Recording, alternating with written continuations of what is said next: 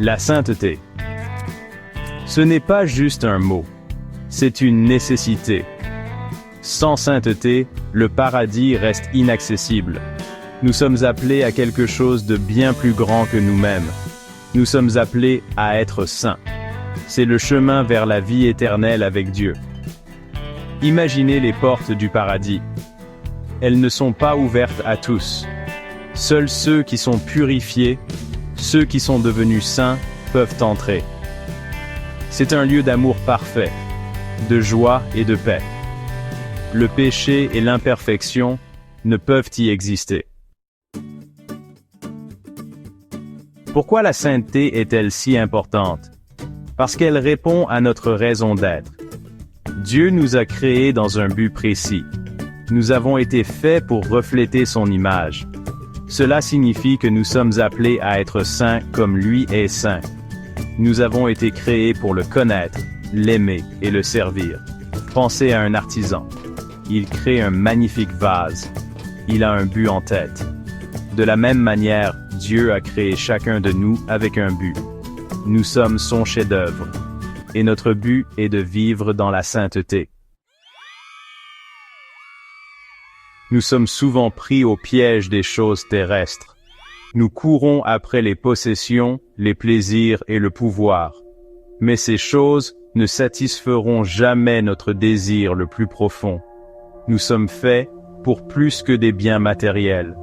Nous sommes faits pour une relation avec le divin. Imaginez trouver un coffre au trésor. Vous l'ouvrez en attendant des richesses. Mais à l'intérieur, il est vide. C'est la réalité d'une vie centrée uniquement sur le gain matériel. Le vrai trésor réside dans la recherche de la sainteté.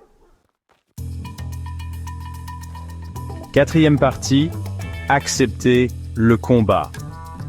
Le chemin vers la sainteté n'est pas toujours facile. Il y aura des tentations. Nous ferons face à des défis. Mais nous devons nous rappeler que Dieu est avec nous. Il nous donne la force de résister à la tentation.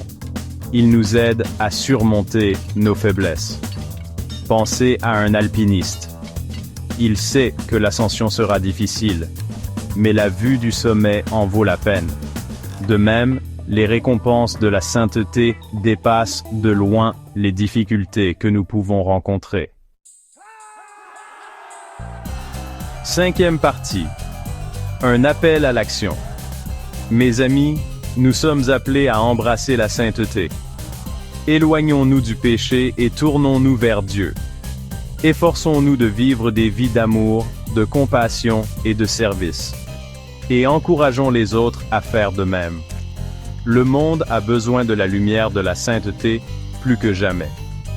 Répondons à cet appel avec courage et joie. Construisons un monde où la sainteté n'est pas seulement un objectif, mais un mode de vie. Le moment est venu. Commençons.